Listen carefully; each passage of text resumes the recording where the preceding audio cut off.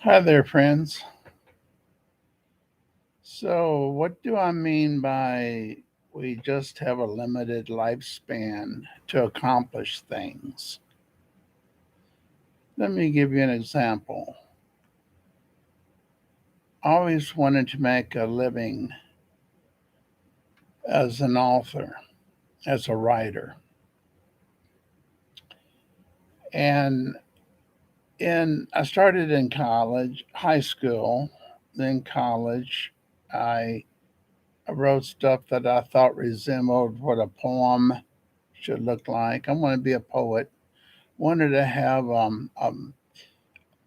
few acres of land with a pond and a canoe and guitar, serenade young women, and those were the days that I was imagining would go forever. And I went to college. College got in my way. Not totally, not like work did, but in college I did go to I picked colleges that I could actually succeed in. The first college, you could just say that I came as close to failing out as you can. Went to Western Kentucky University and got my degree in psychology and sociology, double major. I like sociology the best.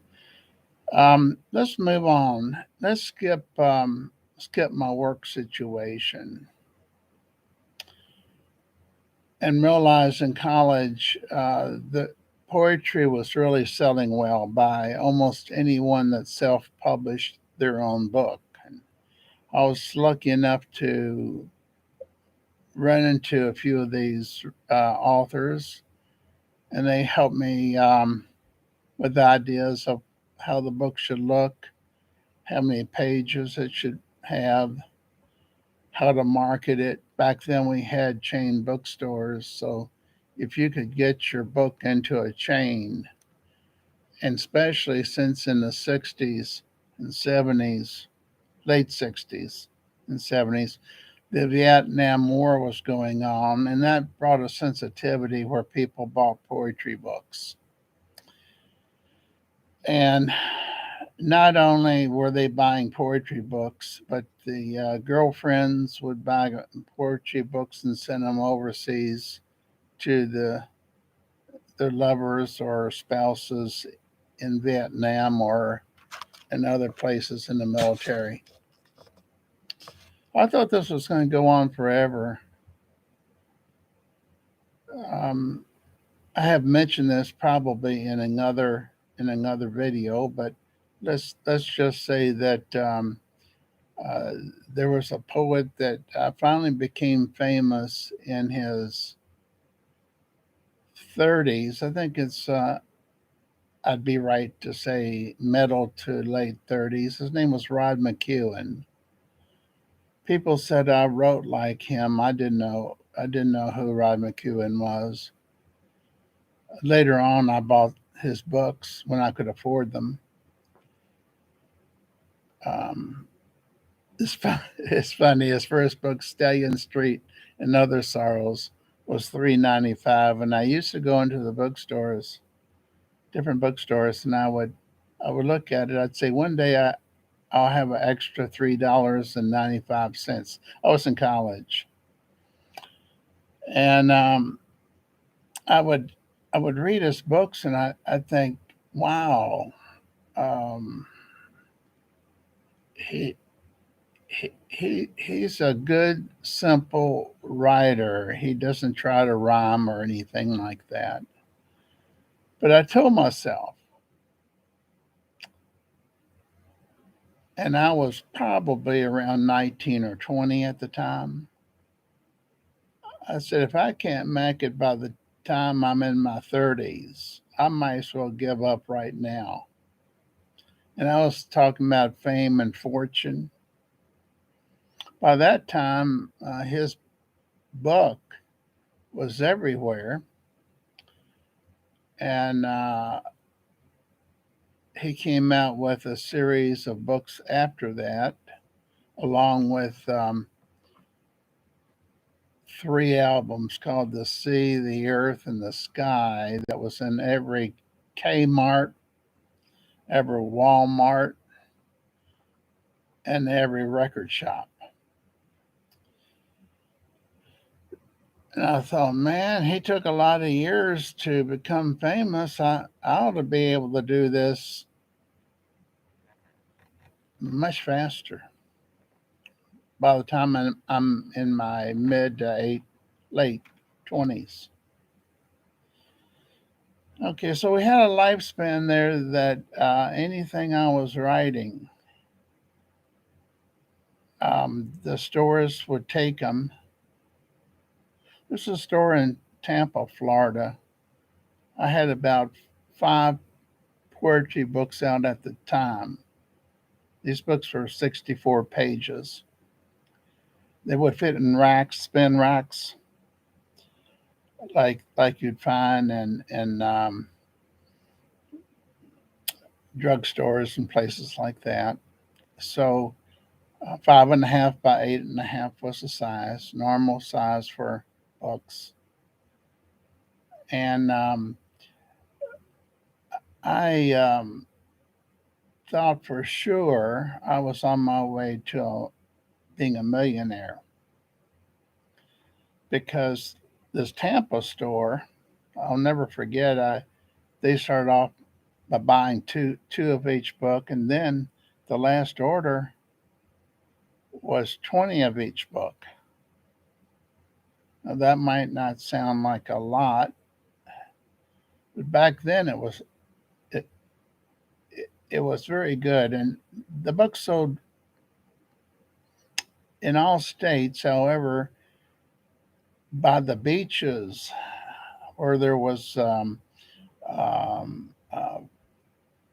I want to say, California, their beaches, Florida, all those places, Orlando, Tampa, Clearwater, St. Petersburg, and just naming a few of the primary cities I remember getting huge orders from, as well as the Midwest and everywhere else, but not like the coast. I thought this was going to go on forever, so I thought I had plenty of time. So I upped the print run from initial 1,000 copies for the first book, then went to 2,500 copies per book, then went to 5,000 copies of each book, with the idea of coming out with at least one book every 8 or 9 months. And that's what Peter McWilliams told me to do. He was the top selling poet at that time, selling over 2 million copies real fast. He was in the Spencer gift shops. Um, I don't think he was in the chains like Cracker Barrel and the food chains, but he was in enough card shops and bookstores to sell that many books. And same age I am right now, except he's passed away, unfortunately, from AIDS. And he was he ended up in California in a bad situation, going into depression, getting involved with a guru and a cult, and even the cult member died. So I suspect that there was a lot of AIDS going around his community at the time. He was a gay activist, a marijuana activist, and trying to help people that were gay not catch AIDS. During the time I knew him, I did not know that he whether he was straight or gay because it never came up. He put his arm around my shoulder one time as we were walking down at the New York City American Booksellers Association. He was going to introduce me to Doubleday Publishing House, their executive publisher. He thought they'd pick me up. They had picked him up for one or two books, so he was trying to help me out. Um, Moving right along, I continued writing and publishing books to 1978. That was the last book. And I didn't know it was going to be the last book, but at that time, the books slowed down. All poetry books by everybody slowed down. And I was getting them returned for refunds. That's the way the book business operates. It operates like a big credit card. You ship the books out, they take them like they were on consignment, and then you ship back what doesn't sell and trade them for the new books that are coming out, or you give them cash. In my case, it came down to I wasn't publishing anything new, so I had to pay cash to Walden Books in particular because they had bought the most.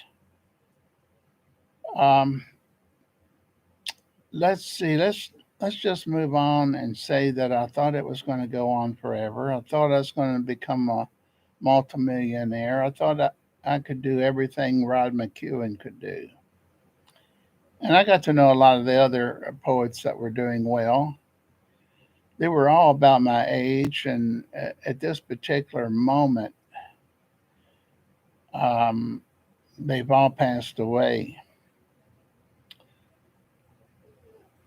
One was hit on motorcycle, another one hit on a bicycle and killed. Um, Another one just had a heart attack. So hopefully the vitamins I take, and I do take a lot, um, it is helping keeping me alive here. Okay, let's move on to my energy level decreasing. I had plenty of energy. I said work got in the way. I went back, see, after the Western Kentucky University episode, um, graduate schools didn't like my GPA, that's record exam scores. And I had difficult getting into a master's or doctorate program in psychology until I called Spalding University. They took me on probation, and that's where I got a master's in clinical psychology. From there, I failed the psychology board 3 times because of nervousness and being shy. Once I passed it, I just, not bragging, just telling you I had to overcome shyness and lack of experience. So once I passed that, and it took several years because I they would only let you take it once every 6 months, and then if you failed it a second time, you had to wait a year. So I waited 2 years because I was so sure I wasn't going to pass it anyhow.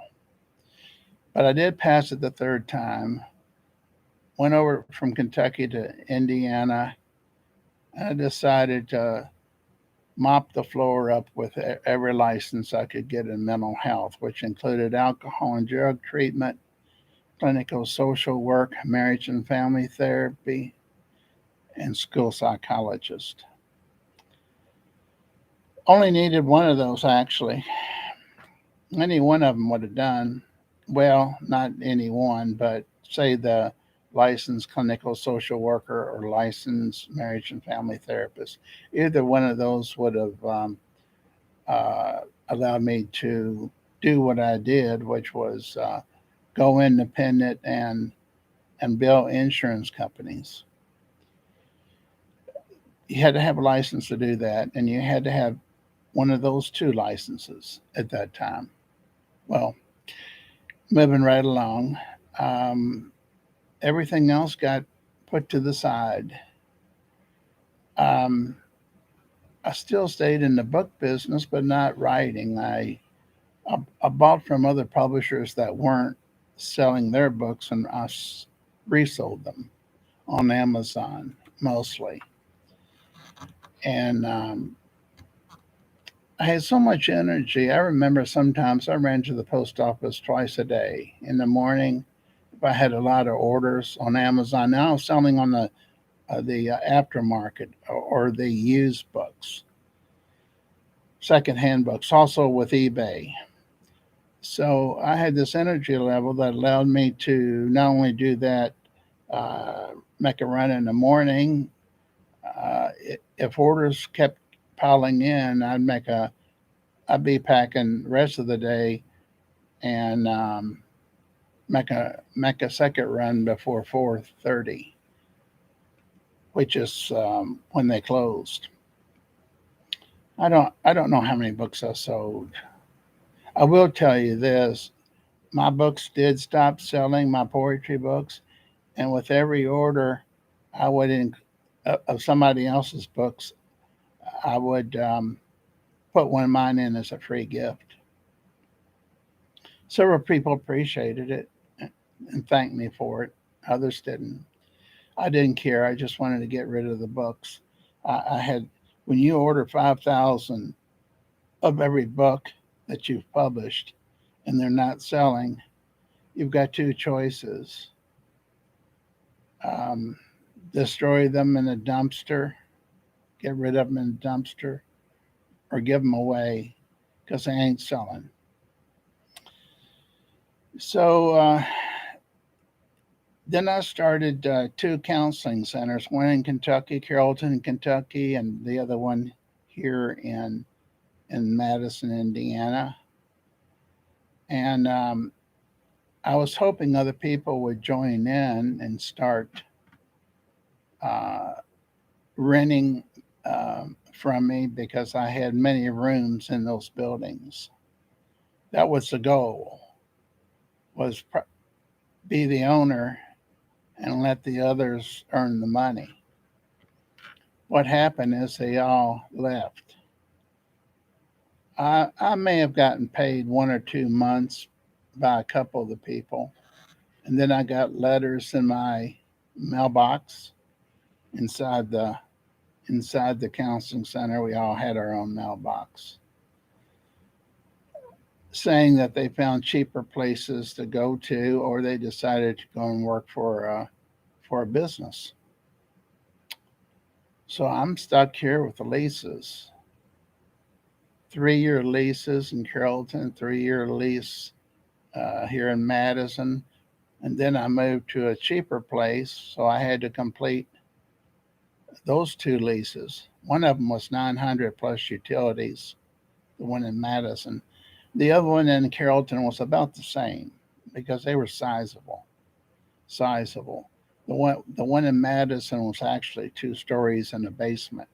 So you're talking about a lot of utilities. You're talking about uh, when something broke down, like the compressor of an air conditioner outside for central air conditioning. I was out a couple thousand. Can't tell you how much money I drained and wasted with signing leases, not having proper um, counsel, legal counsel. The one thing I've learned that I hope I don't need to use again is I learned I should have always had an exit clause. If things went wrong, if I lost money, I could pull out of the contract, but I didn't have exit clauses. The only way I could have gotten out of them is gone bankrupt, and I didn't want that to be in the paper uh, at all because I was um, I was working privately, and I wanted to be successful and to appear successful. Nothing lasts forever. Things came crashing down. I left as the leases expired. I was done with them, but then the other parts of my life started falling apart, like my health. I was working so hard. Anytime I had to let a secretary go because I couldn't pay him anymore, I became their enemy and they wouldn't even look at me again. So this continued on, and I had actually seen enough people and handed out enough cards, business cards, that I continued after I left the last place. I left it because the money dried up, but I was still on the insurance networks and I still could make a little bit of money that way. So if people called up and they were regular customers, I would actually see them wherever they wanted to meet. I'd pay for their lunch. I don't care if it was Red Lobster or if it was McDonald's or Frisch's. I would go ahead and say, let's meet there. I'll take you out for lunch, and that's where we'll have our meeting. I remember once I used to smoke cigars. My favorite was Nicaraguan. I had a couple uh, lady friends that liked to smoke, and they said, "Why don't we do our sessions in the smoke shop?" I forgot the name of it. They're not here now, but I said sure. So we'd have a 1 or 2 hour session in the smoke shop. I'd smoke the cigars. They'd smoke fancy cigarettes. I'd pay for them. Paid for the tobacco, the whatever they smoked, plus what I smoked. If they wanted to meet uh, to eat, we'd do that. So I didn't have an office. I went from having 3 offices, two under lease, plus a third one that I had begun under lease, just started. That was much cheaper. Not sure if that was good language or not. Begun should have been began. But anyhow, I had gotten down to my car being the office. Nothing lasts forever. I had tremendous grants for seeing people with addictions earlier, to where all those losses I was taking from the leases, I could pay those. I could pay their utilities. I could pay my third building that I was leasing. I could have yellow page ads in about 4 or 5 counties, because the more people I saw, the more money I made. And at that time, the state of Indiana had what's called the Hoosier Assurance Plan. That is not Medicaid. That is a separate addictions, mainly addictions, sum of money. And I got into both substance abuse as well as gambling addiction. Gambling addiction was becoming a hot subject here in Indiana because of all the boats were getting licenses to for gambling. Did that for 3 years and made a tremendous amount of money. Nothing lasts forever. They cut that money off from individual people like me and only gave it to community mental health facilities. So that's why I ended up in the car as my office. I couldn't afford it anymore. I thought that was it. I sent everybody letters saying I was retiring, and but I didn't. The phone rang, and I couldn't say no, so I'd meet them wherever they want to meet. Um, if they were handicapped and couldn't drive, two of them were that way. They were elderly and couldn't drive, couldn't see well, so I would see them at home in their home. And sometimes take them lunch from McDonald's or Burger King or Wendy's, something like that. And we would eat and we would talk. So I never saw myself as what you call an excellent therapist. I saw myself as a giving person, a listening person, and I'd be very careful on giving feedback. I wanted them to come up with what was good for them. And I didn't use any judgmental, no behavioral, telling them they had to do this, this, this, and this, no homework assignments. Because if you give them a homework assignment, if a therapist does,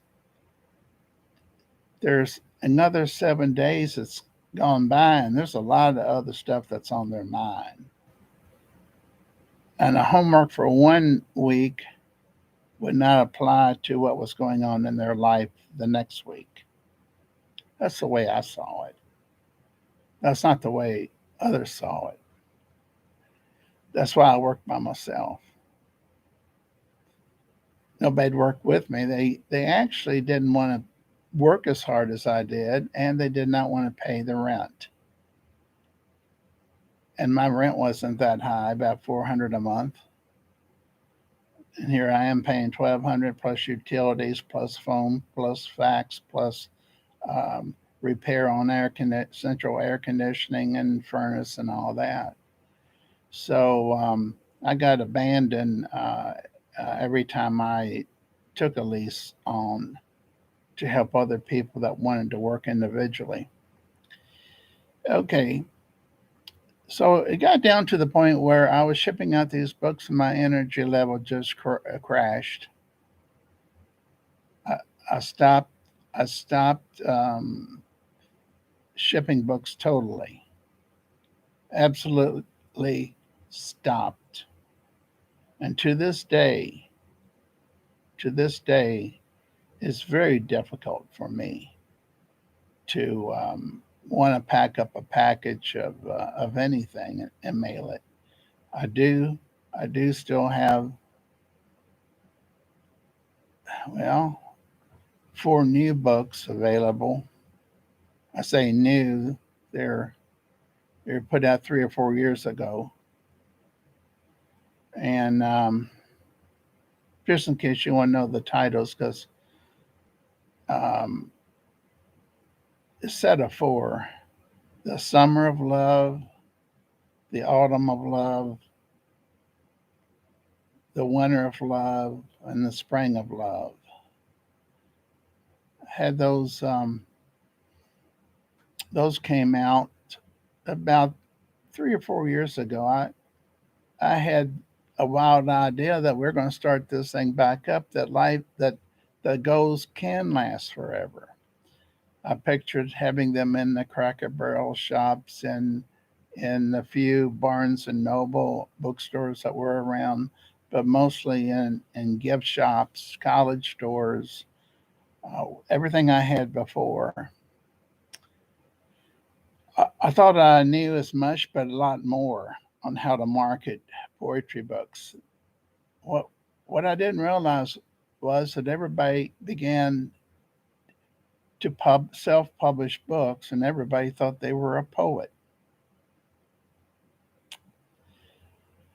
I just put poetry books on the search engine of Amazon and see him. I love poetry books. Put that there and see what you come up with. Just untold number, with more every day being uploaded onto Amazon's site because they print them as they sell them. So you're not out any money until you sell one. They keep the printing costs, of course, and then a profit. And then they ship the book out, and then they send you money, supposedly. I say supposedly. I think occasionally I get payment, um, but not often because there's too many books being uploaded a day. When I say uploaded, I mean from a PDF file. People are making books from home, uploading them onto Amazon for free. So you're competing with hundreds, if not thousands, of books a day. At least hundreds of poetry books a day is being uploaded. I think I read where there were more than that. But if you include the novels, self help books, probably way over 1,000. I think I saw 1,200 once, but I think I'm underestimating. So what's happening is that books that I put out 4 years ago or less have been pushed to the back with new books coming forth, and them doing advertising or hiring an advertising firm to do it, which I don't. I have, but I don't now. I used to have national distributors that sold my books in all their bookstores and card shops. But that's a turn of events. There's been a turn of events. Nothing lasts forever. Everything has a time span. So the time span, I missed a lot of time spans. So we're on a different route now. And the route is I no longer do counseling. I no longer am motivated to write poetry books. Um, I tried to come up with some ideas of what I could do that would be fulfilling. Oil painting, I used to be really good at during the first year of college, sold all my paintings. I thought about that. Um, then all of a sudden I thought, well, let's try this YouTube, and it's a rough start. I'm just now uploading once I did live, and very few, like when you look at the few I have on there, I pulled them from the live section. If you want to see every YouTube I've done since I started about a month ago, you need to go to the third column that says live. You hit that, you'll see every YouTube that I did. And I'm not real proud of them because I ramble. Let's call it what it is. I ramble a lot. Um, it takes me a while to recall. I think of things at the last minute to share. And that's that's my way during this video of explaining why I think everything has unlimited lifespan. I had a lifespan where I could have made a lot of money marketing poetry books. I didn't push aggressively enough. I was in college. I just played with played. First book was 32 pages, not 64. Last books are 140 pages, not 32. But that's beside the point. The book sold, but I didn't aggressively um, push hard. Um, could have could have sold 1 million easily. I did get into the car and go to different cities around here in the Midwest, and didn't have any problems getting them into the bookstores and card shops, and they'd reorder. If I'd have done, if I'd have known there was a limited lifespan of the sales of those books, I might have taken a year off from college or 2 years and just done I want to say 50 state tour and had all the cities that had malls. So to all that would buy gift shops, college stores, Walden bookstores, B. Dalton booksellers, Books a Million, and I would have uh, I would have been set for life.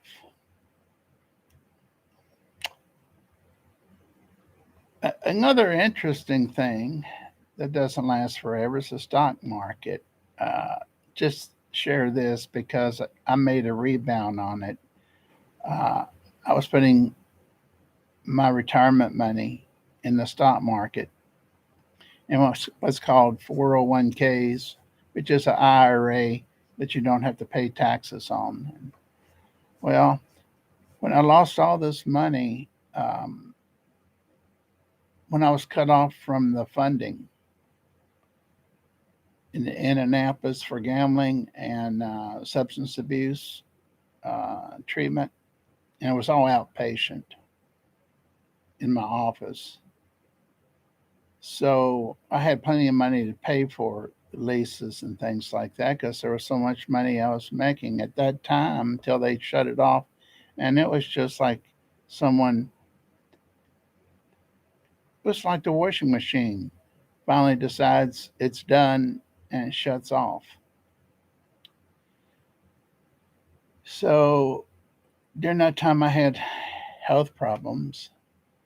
I'd go and see doctors, and doctors would think I was seeking pain medicine because I was in pain. Um, Finally, one doctor sent me for tests and found out I needed an operation. I got the operation and took a while to get better. Um, at that time, I had to pay those debts off. I had telephone advertisements in about several different counties in the yellow pages. I may have still had some leases I was finishing paying off from places I rented. All I know is I owed $120,000 and I was using 11 credit cards. And because I was late on one or two, they have what was called universal default. That means the credit the credit bureaus would notify all the other credit companies that you were late on a card or two, and they would raise their rates of interest to 29.9%. I think that's what it was, 29.9%. It went from 15% up to 29.9% on even the ones that I was paying on time and didn't go over the limit. That was called universal default. Um, that was taken to court and overturned. They don't do that anymore. My interest, this is going to blow your mind. My interest each month for the overcharge, well, interest. overcharge fees. $1,200. $1,200 a month. That's before I paid the first penny on a loan. I'm calling them loans or credit cards, living credit cards. Um, I cashed in all my retirement money. That was like operating on myself. You wouldn't know what it would feel like unless you worked since you were 14 and saved money, and all of a sudden took most of it out up to that point and call the companies up and say, "Would you sell out all my mutual fund," which was what I was in. Mutual fund being organizations that held a lot of stocks. So I had different mutual funds. Would you send me a check for the proceeds? And I paid off every penny I owed. 2008, 2009. Little did I know that I sold out right before the crash called the Great Recession. I sold off right at the top before it crashed.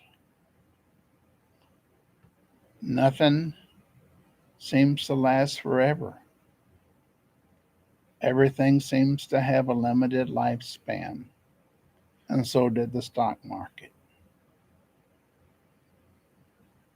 But there was something else. I was reading about John Templeton that started the Templeton Funds, and when he got out of college, he borrowed money and he bought every stock that was $1 or less.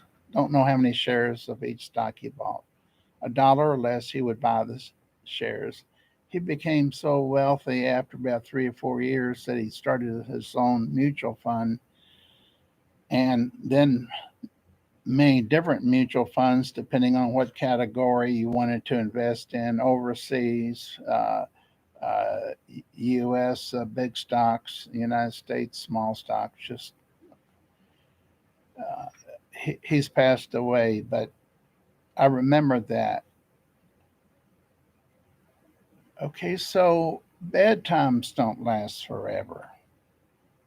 They have a limited lifespan. This was my first rodeo with the stock market since I started buying stocks in my teenage years. So this wasn't the first time I've lost a lot of money. So I borrowed money. I borrowed money any way I could. And I would like to say friends, but I've never had a lot of friends, but enough, I guess. I had some money left that I didn't have to cash out. So I started buying any stock under $1 that was on the stock exchange that I recognized.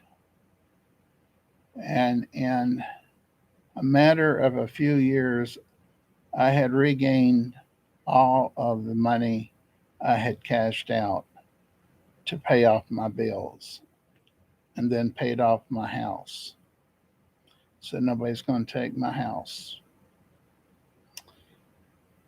Everything has a limited span, and so did the bad times. We've been in a period of good times with the stock market. I don't pay much attention to it anymore. Um, I even thought about going back to playing the guitar too. I'm looking at a guitar right now.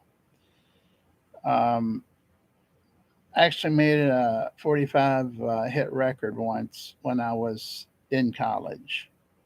I have one copy left. But It was never a national hit. I promise you that. Hope you've enjoyed listening to this rambling um, session of ups and downs that I've had, and why, if you're on a roll, stay on the roll. And I'm saying, if you're doing something and it's working well, do it to the best that you can as long as you can. If you're at the bottom of a cycle, realize that I've been there too, and I can tell you what happened. It took about 4 years to get my first job after I finished my master's degree in psychology.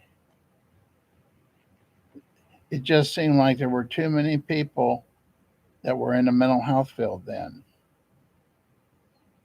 After that 4 years, Charter Hospital hired me for part time, 20 hours, making $8 or $9 an hour. And then another company hired me to work part time, and then a third one, University of Louisville Psychiatric Services. Of course, they were different hours, working three jobs at one time. That's what I'm talking about. You're going to have your energy for a limited amount of time. And I could do that.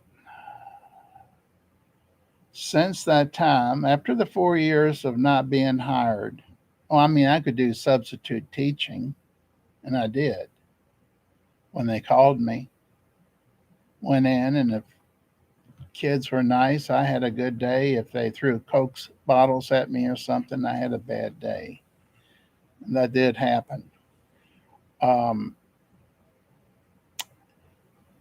so after those 4 bad years,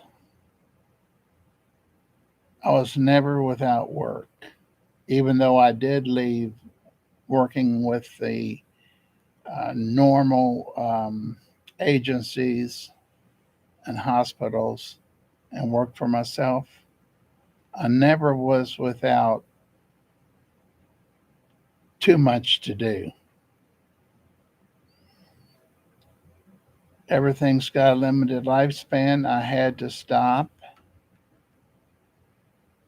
Age catches up with you, and you just don't have the energy or desire to keep pouring gasoline into your motor.